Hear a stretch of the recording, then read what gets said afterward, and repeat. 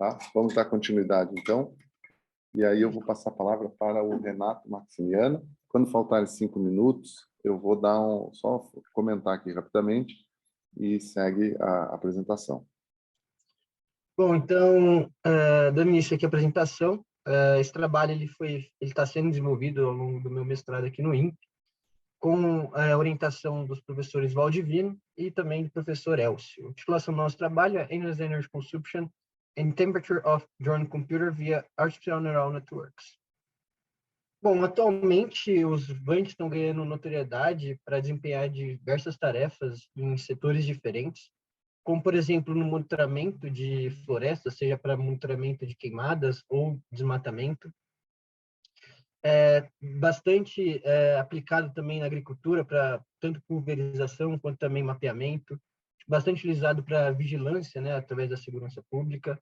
Muito utilizado no setor militar. Na saúde pública também é bastante utilizado. Um exemplo é que recentemente foi utilizado para carregar insumos referentes à pandemia da Covid-19, né, as vacinas. Muito utilizado também em construções, né, para fazer monitoria. E está sendo bastante estudado e começando a ser utilizado no transporte e logística de mercadorias e materiais. E em muitas dessas missões envolvendo os VANTs, são utilizadas técnicas de visão computacional, porque ela é capaz de simular, ali, de certa forma, a maneira de como seres humanos veem e detectam padrões, e assim podendo agir na tomada de ações ou recomendações com base nessas informações. E dentro do segmento de visão computacional, destaca-se ali os algoritmos de detecção de objetos, porque ele permite não só, né, classificar uma imagem em um único objeto de interesse, mas também vários objetos, detalhando ali cada objeto através da delimitação de coordenadas. E para utilizar esses algoritmos embarcados nos VANTs, é necessária a utilização de um computador. E para isso, os computadores de placa única se destacam, porque eles são leves, de pequenas dimensões geométricas, simples de operação, e conseguem, de certa forma, executar esses algoritmos de inteligência artificial, perfeitos para embarcar nos veículos aéreos não tripulados. Porém, quando se deseja, né, embarcar esses algoritmos no VANT através, né, desses computadores, dois fatores devem ser levados em conta. Em primeiro lugar, os VANTs elétricos eles possuem uma autonomia média de voo de até 30 minutos. Então, o primeiro questionamento que fica é qual o impacto que esses algoritmos detectores teriam em relação ao consumo de energia do drone? E ele pode gerar alguns problemas ali. Por exemplo, você não ter o controle ali do seu consumo de energia, isso vai limitar o seu alcance e pode até ocasionar ali uma queda por falta de energia ou ali uma dificuldade de elaborar estratégias ali para a missão. Já o segundo fator, que também é muito importante, é que dependendo do tipo do algoritmo embarcado, atrelado ao tempo de execução, pode acabar ocasionando um superaquecimento do processador. E isso ocasionaria vários problemas, como, por exemplo, a diminuição da vida útil, né, desse computador, pode chegar a queimar o computador, dependendo da temperatura atingida, atrapalhar ou até levar à falha da missão e até ocasionar, por exemplo, a queda do VANT. Então, para esse trabalho, nós objetivamos estimar o consumo de energia do computador embarcado através de técnica de inteligência artificial, além de analisar e comparar o consumo de energia dos algoritmos detectores para com o VANT. Então, será que é possível, através de redes neurais, fazer essa estimativa do consumo de energia sem precisar embarcar nada lá no veículo aéreo não tripulado? E também prever, né, um possível superaquecimento do computador embarcado via as redes neurais artificiais, quando esses algoritmos detectores estão sendo executados.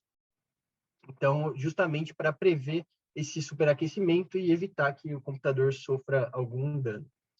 Além dos objetivos especificados acima, né, esse também visa compreender e comparar técnicas de previsão de temperatura baseadas em séries temporais. Então, é proposta a metodologia ETON, Endless Energy Consumption and Temperature of Onboard Computer of UAVs via Neural Networks, que não só vai fazer análise do consumo de energia, mas como vai ser capaz de estimar o consumo de energia em tempo real, utilizando inteligência artificial, assim como ser capaz de prever um superaquecimento do computador quando algoritmos detectores estão sendo executados. A metodologia ela vai seguir dois caminhos, uma parte de estimativa do consumo de energia e o segundo caminho, a parte de previsão da temperatura do processador. Mas antes disso, o primeiro passo é realizar testes ali, configurações iniciais, para ver se os algoritmos que a gente vai testar estão funcionando corretamente na Raspberry. Para esse trabalho, a gente optou por utilizar algoritmos pré-treinados da família YOLO e MaskRCNN. E o motivo de utilizar esses algoritmos é analisar a classe de algoritmos diferentes, já que a YOLO é um estágio e a MaskRCNN é 2 estágios. Para YOLO, nós utilizamos 3 versões ali, alterando o tamanho de entrada das imagens. Então, a gente tem YOLO V3, YOLO V4 e YOLO V4 Tiny, alterando assim o tamanho de entrada das imagens para cada configuração. E nós utilizamos mais algoritmos da família YOLO, porque é um algoritmo que está sendo muito utilizado em sistemas embarcados, porque ele requer um custo computacional menor comparado a outros e tem uma velocidade de execução legal. E o computador que estamos utilizando aqui é o Raspberry Pi 4, de 8 GB de memória RAM, com cooler de refrigeração acoplado. Bom, é um computador de placa única, já foi falado anteriormente, que são excelentes para esse tipo de missão, e no mercado ele é o que tem o menor custo ali para executar esse tipo de tarefa. Após fazer todos esses testes iniciais, nós partimos para a extração dos dados para a estimativa do consumo de energia. Para isso foram coletados 2.323 pontos, com espaço de tempo de 1 segundo entre eles, dos dados de temperatura, CPU e memória. Esses dados eles são captados através do próprio sistema operacional da Raspberry. E nós coletamos ali a corrente elétrica, que era o que a gente queria estimar, né? Quanto que está consumindo ao longo do tempo. Para isso, nós utilizamos um medidor USB. Após fazer essa coleta de dados, né, esses 2.323 pontos, nós separamos ali 80% para o nosso treinamento e 20% para os testes. Do conjunto de dados de treinamento, nós ainda separamos 16% ali do global para validação. E nós verificamos a correlação que os dados de temperatura, CPU e memória tinham com a corrente elétrica. E nós verificamos que os dados de memória possuíam menor correlação comparados com a temperatura e CPU. Então, nós definimos 3 tipos de entrada para os nossos modelos. Entrada com temperatura e memória, onde a gente retirava os dados de maior correlação, no caso a CPU. Temperatura e CPU, que no caso a gente retirava os dados de menor correlação, no caso a memória. E uma utilizando as 3 variáveis como entrada, temperatura, memória e CPU, para prever a corrente elétrica. Nós só estamos fazendo a estimativa aqui da corrente elétrica, porque a nossa voltagem permanecia constante, e permanecendo constante, a gente precisava só da corrente elétrica para fazer a estimativa do consumo de energia. Após isso, nós fizemos uma busca exaustiva entre números de camadas, alterando de 1 até 5, números de neurônios por camada, 128, 256 ou 512, e adicionando dropout ou não após a primeira camada. Então, ou com dropout, de 0.2 e 0.4, ou sem dropout. Ao todo, deram 3.267 modelos diferentes testados, e as melhores configurações foram comparadas com técnicas de regressão. Para coleta dos dados de previsão da temperatura do processador enquanto esses algoritmos eram executados, nós se baseamos nas características de voo do DJI, que é o Phantom 4, né, da DJI, que é um VANT muito utilizado, comercialmente bastante vendido, e nós verificamos que ele tem 30 minutos de autonomia de voo. Então, nós pegamos esses 30 minutos, e para cada uma daquelas configurações de algoritmos detectores, nós executamos durante 30 minutos, 10 vezes para cada algoritmo, coletando com espaço de tempo de 1 segundo a nossa temperatura. Então, ao todo, nós tivemos 90 simulações de voo, coletando 1.800 pontos para cada simulação, totalizando ali 45 horas de simulação e 162 mil pontos coletados. Então, dá para ver que a gente tinha uma base de dados bem rica aqui. E após essa coleta de dados, nós pegamos 80%, ou seja, da simulação 1 até a 8 de cada tipo de algoritmo executado para treinamento, e 20%, ou seja, 9 a 10 de cada algoritmo executado para testes.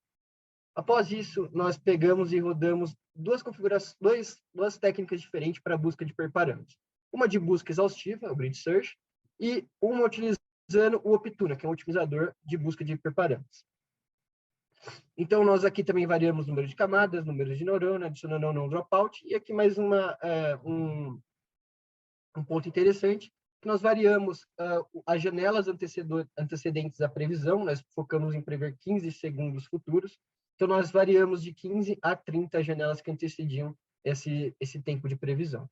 Ao todo, foram 108 modelos para cada uma das duas técnicas de busca de hiperparâmetros, Grid Search e Optuna, das seguintes configurações: RNN, LSTM, GRU, NBITS e CNN1D. Nós ainda comparamos com o modelo ARIMA e com o Profit Default. Ao todo, foram 1.082 modelos analisados com a premissa de prever ali quando nós teríamos um superaquecimento ali acima de 70 graus.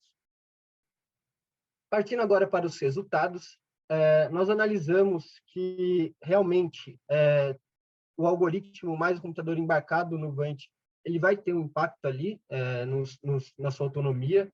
Isso resultou ali no máximo de 3,37% da autonomia do Vant, que resulta numa diminuição de autonomia de 68,09 segundos naqueles 30 minutos que o Vant tinha.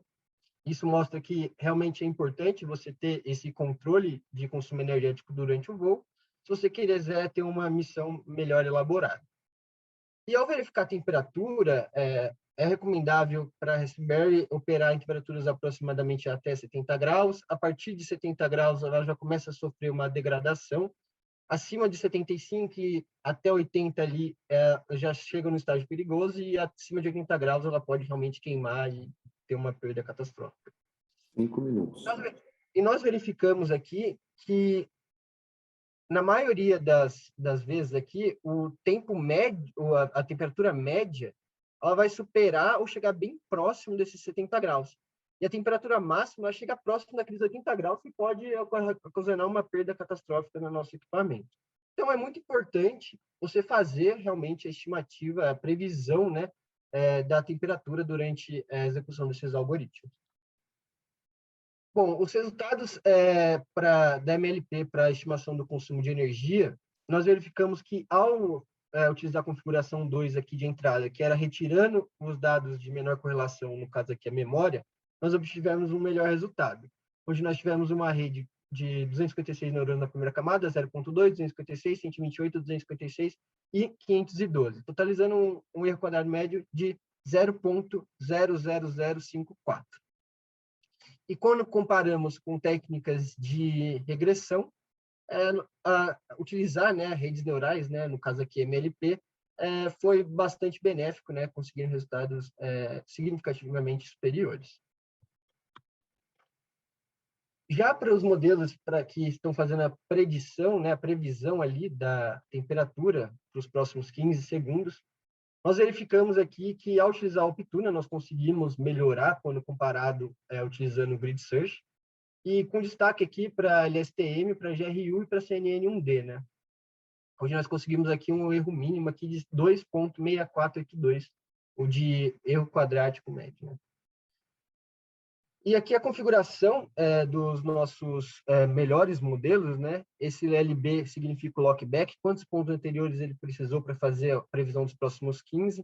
Então, o melhor modelo aqui, o LSTM, utilizou 25 pontos anteriores, uma camada de 83 na primeira, 8 neurônios na primeira camada, um dropout de 0,17, 105 na segunda camada, 86 na terceira, 39 na quarta, 39 na quinta camada.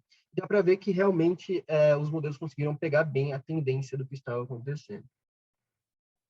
Só que só prever um ponto não é uma métrica tão que a gente queria tanto utilizar assim. Porque o que a gente quer prever mesmo é quando vai ter um superaquecimento. Então, ele pode ficar aqui oscilando próximo de 70 graus, mas quando ele começa a subir acima de 70 graus. Então, para previsões só de um ponto acima, nosso modelo teve 85,69% de eficácia. Quando ele começa a ter uma pequena tendência aqui, 3 pontos acima de 70 graus, nosso modelo consegue prever com 96,38% de acurácia que vai ter um superaquecimento. Já quando ele está com 5 pontos acima de 70 graus, é quando ele tem que realmente emitir um alerta e falar, olha, esse modelo, esse algoritmo, né, detector, ele está aumentando muito a temperatura da placa e pode acontecer algum problema lá na frente. Então, e para isso a gente conseguiu uma acurácia de 98,43%.